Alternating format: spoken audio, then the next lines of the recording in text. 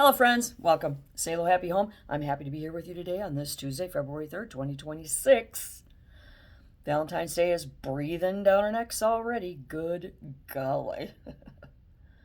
But hey, we got another 3-day weekend coming this month. You know, for me, the holidays run from September because that's Labor Day. You get a 3-day weekend there.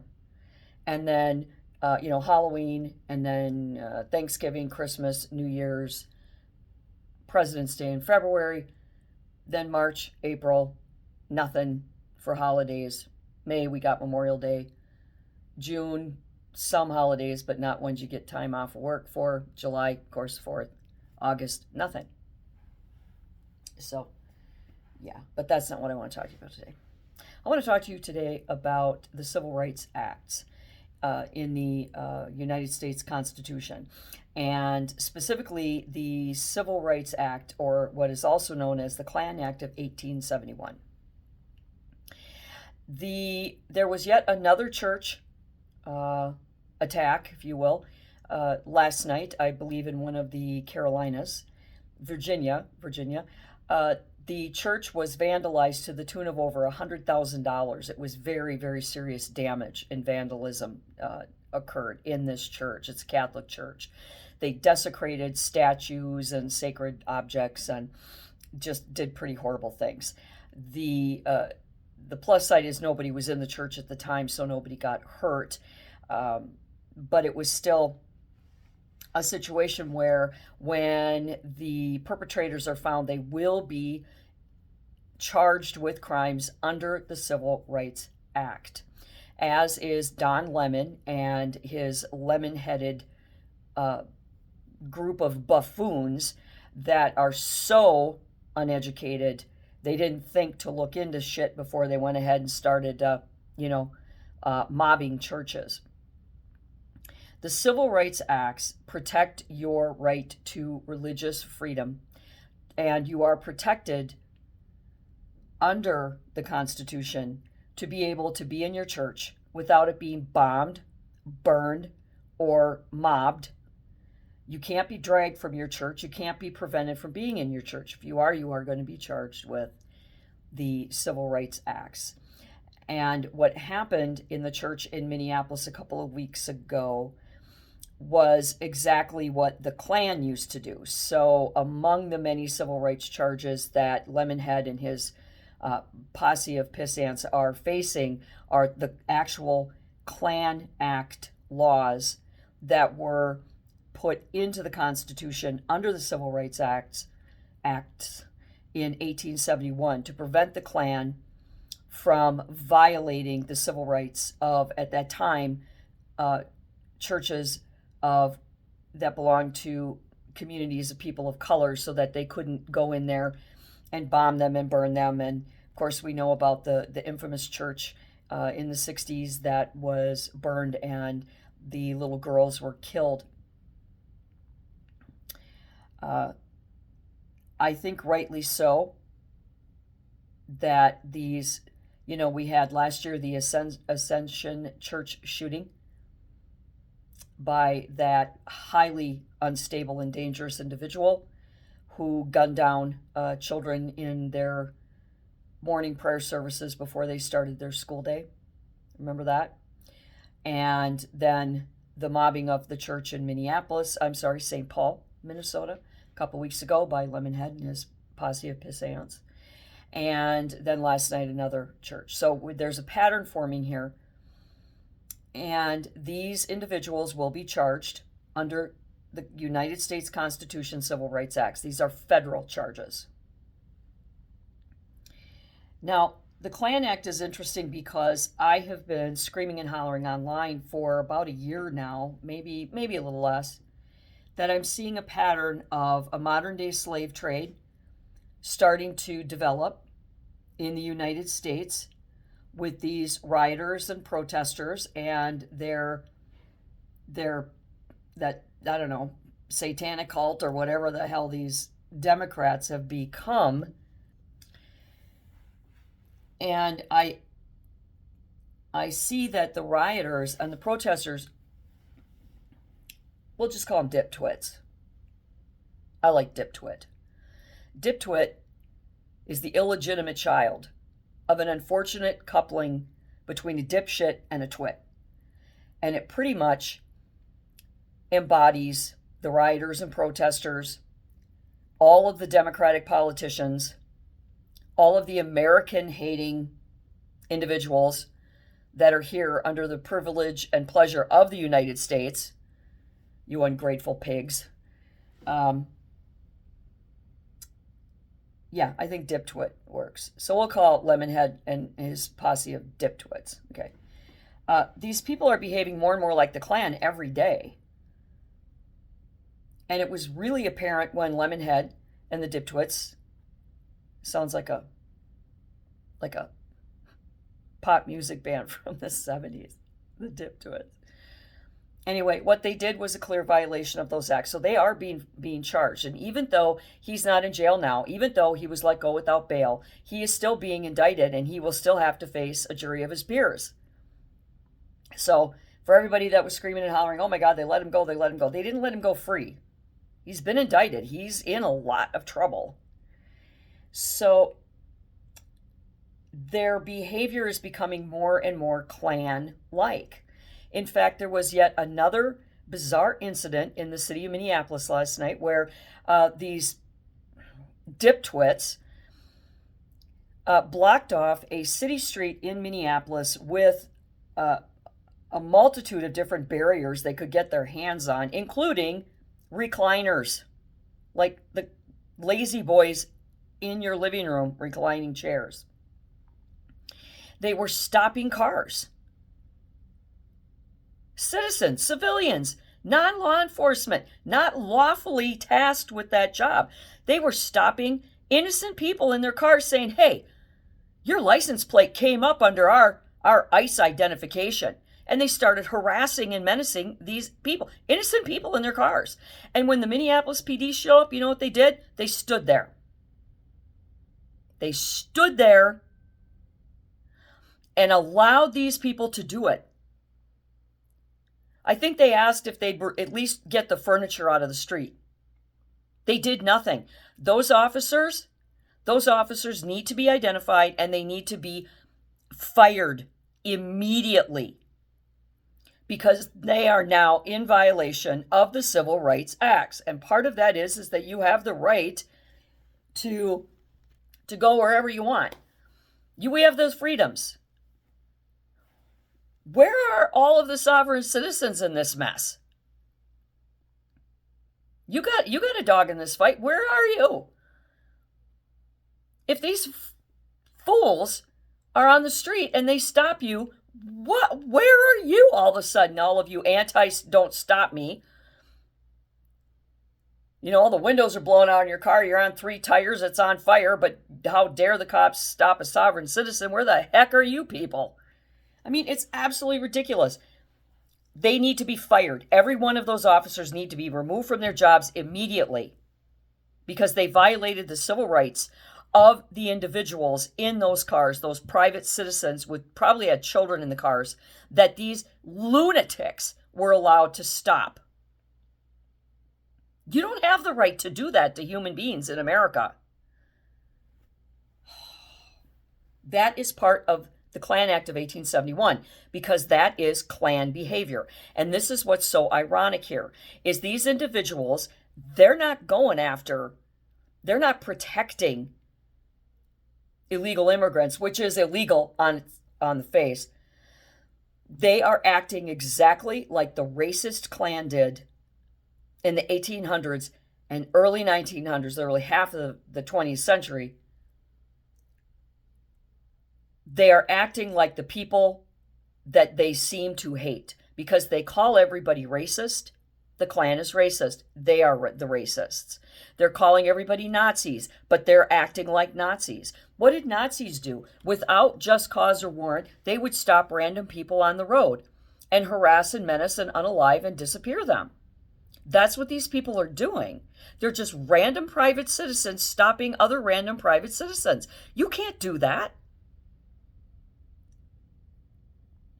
And for the Minneapolis PD to allow them to violate the civil rights, freedom to travel on your own, civil right, in Minneapolis last night, those cops are also should be facing federal charges, and they should be facing immediate termination from their jobs because they are on camera standing there masturbating, laughing and giggling while they're doing this.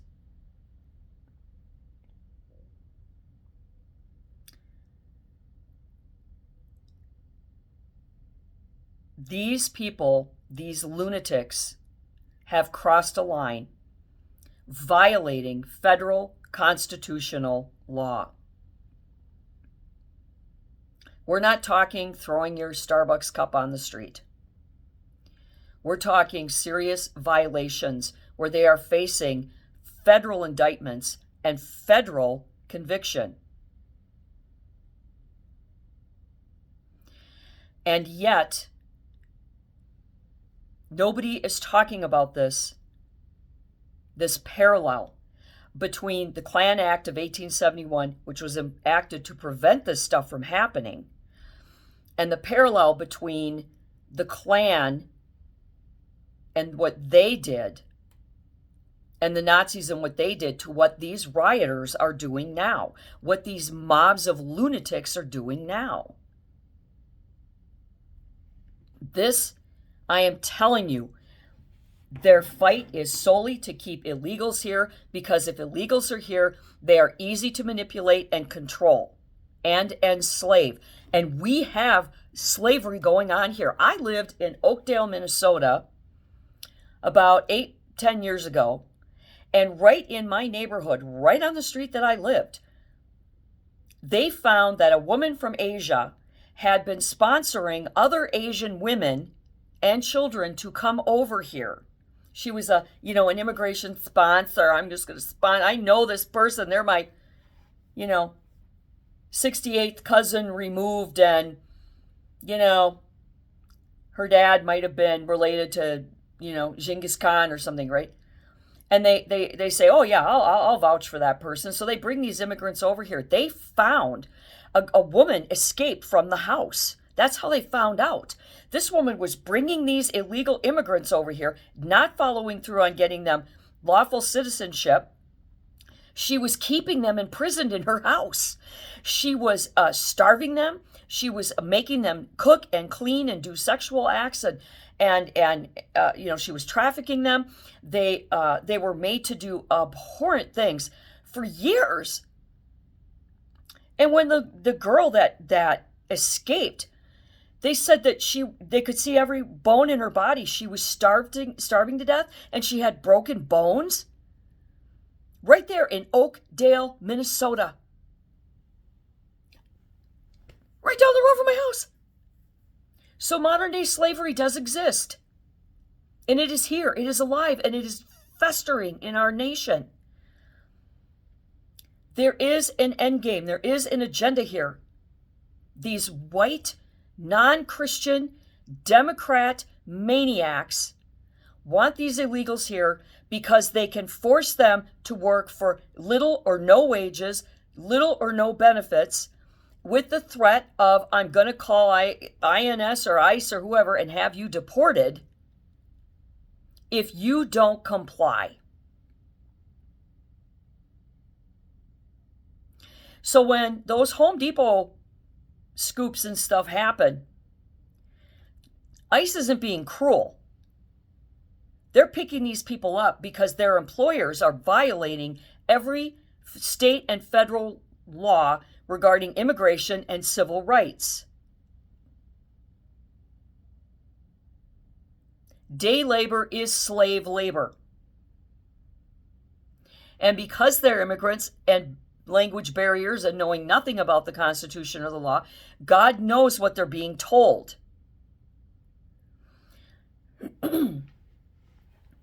When these immigrants are being picked up, and the example is that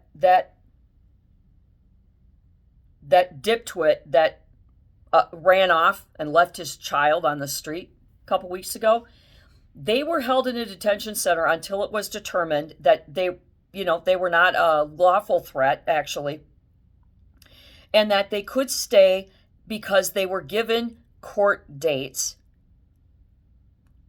for that man to return to court and argue his case why he should be able to remain here. And if the immigration court agrees with him, he will be allowed to stay with his kid, which he shouldn't. His kid should be taken away from him for abandoning him on the street corner. And if they find cause to keep him here, he will be required to take the steps to become an American citizen. He will be required to have lawful current visas or green cards or whatever he needs.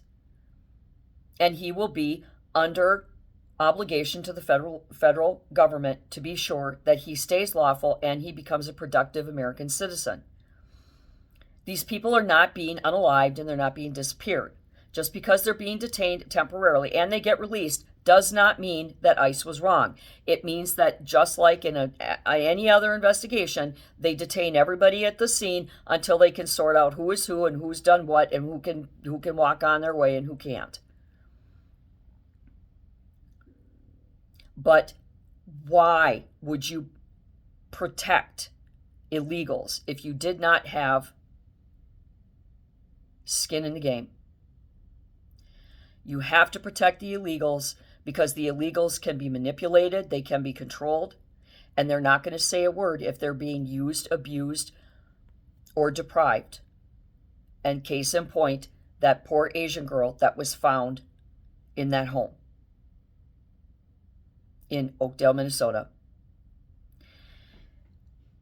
This is the modern day slave trade, and as long as nobody's looking, everybody's fine. But now that they've been found out, and this ties into everything else I've been complaining about, that these generations of people who are the rioters and the protesters, these generations, they don't want to work. And so they will fight to the death to keep this modern day slave trade going. Because they do know that in order to have state-run groceries, state-run everything, you're not going to have a job. There's going to be no reason for you to work, but somebody has to make the clothing. Somebody has to run the electric plant. Somebody has to produce the food, and they don't want to do it. So they have to have this slave trade of desperate, fearful immigrants who don't speak the language, know nothing about the laws, don't have any contacts or roots here. That is why this is a modern day slave trade. Because you can't have socialism without slaves. Because slaves are inconsequential individuals that you can have available to do all the dirty work so you can sit back with your hands out and collect everything from your government. So, Klan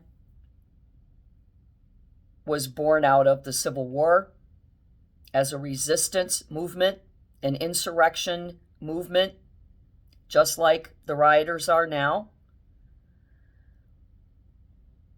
because they are trying to fight against stopping slavery. These rioters are stopping slavery. They are mad. They don't want their slaves to go away because that means they're going to have to get up and work a long time. And now they've come to the point where they're behaving exactly like those they claim they hate, Nazis and the Klan. Case in point, these church attacks. That is what the Klan did. The Klan, it was a popular pastime for the Klan. Blocking off streets, police officers standing by and letting other people harass, maim, threaten, disappear and unalive black people in their cars as they were going down the road, freely minding their own business in the South during the Jim Crow era. Everything they're doing is mimicking the Klan. And that is why they are facing civil rights charges. And specifically, some of those charges are under the Klan Act of 1871, which is in the Civil Rights Act. Now, quickly before I shut up for the day, they are also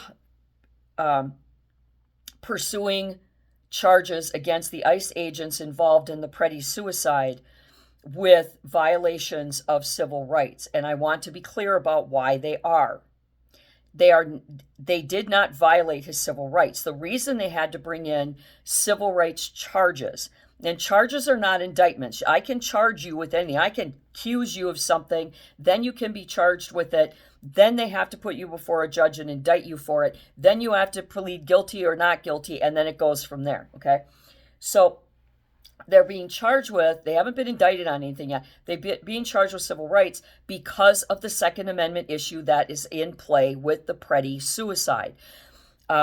Jacob Preddy had a loaded gun on him at the time that he forced himself onto those agents in the middle of their lawful duties. And that is why, because his gun was taken from him.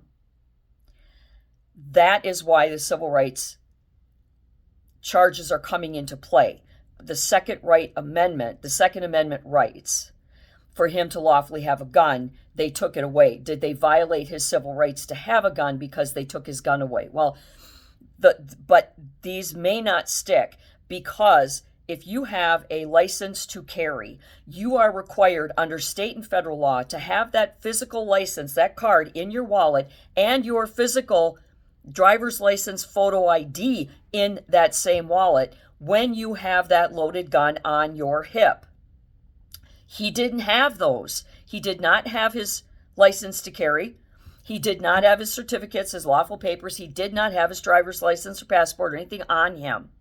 So he was actually in violation of the Second Amendment, because you have the right to carry all you want, but you also have to have your photo ID and your license to carry on you while you are carrying. So they can level as many federal civil rights charges on these officers as they can, but the point of it is, are they going to stick? Because he was in violation of the civil rights, or of the Second Amendment, because he failed to follow protocol, and that might balance out, seesaw, negate, whatever, the civil rights violations that the officers are being accused of. And even though, just like with Floyd and their autopsy saying that it's homicide. Now, homicide doesn't mean murder. Homicide means that he was, killed not by his own means. When someone is shot with a gun, there's 3 outcomes on your death certificate: homicide, suicide, accidental. Now, because he was not shot by himself with his own gun, we know it's not suicide that way. Was it accidental? Well, right now they're saying homicide, because he was shot in the back multiple times by the officers holding their own guns. So it's being deemed homicide at this point. But that may change, just like with George Floyd. Homicide at first, but then when they decided that, this isn't making any sense, this guy's an idiot, he was full of drugs, they were able to modify that, and they had an independent autopsy performed. So multiple autopsies more than likely will be performed, and everything will come out, and it may in fact be changed. Autopsy reports get changed all the time. Death certificates get changed all the time. That doesn't mean that the officers are maniac murderers running around killing innocent people. It just means that there is a certain verbiage and protocol that's required on a death certificate. But, we don't even know what happened at this point. And I'm running off saying, well, it's suicide by cop, because he knew better. He knew as a lawful carrier that he was required to have his license and his certificate on him at all times, and he failed to do that. I'm also interested in what these inappropriate charges were that got him fired from his job. Now, inappropriate is a word that we always associate with perverts and pedophiles, but in this case, it may not be. Inappropriate is also a word used, especially in the medical field, where perhaps he was bathing a patient and he grabbed the patient harshly. Maybe he made a racial slur at a black patient. Maybe he refused to care for a patient because he thought that patient might be Christian or that patient might be Republican. He may have been unprofessional with the patient because there was a language barrier. Maybe he, was sloppy with his medications. Maybe he was running off at the mouth about how he was going to bring his gun to the riots or something. Those are all considered inappropriate behaviors and actions. So before people start running around thinking, well, inappropriate means pedophile, it also means many, many other things. So it's going to be an interesting case to play out. I wish the officers well. It is 100% Preddy's fault that he is dead today, because had he not intervened, he'd be alive today to spit on other cars and vandalize other cars. But also, when he was grabbed by the officers, if he had just complied, he would be able to be in jail today to tell his story. And this is pivotal, because you rioters think fighting to the death makes you a martyr. It does not. It makes you dead. Makes you dead. If you have a story you want to tell, comply, because that will give you that voice. You'll have an attorney, you'll have your day in court, you can tell the world your story and why you feel the way that you do. So if you do something stupid to get arrested, use it as an opportunity to be your soapbox, your 15 minutes of fame, to tell the world why you are the way you are. But don't get yourself dead, because how does that help anybody, right? So look up the Civil Rights Acts of the United States Constitution, specifically the Klan Act of 1871, and then you'll know a little bit more about why these church rioters are being charged with. And until next time, do good and be good.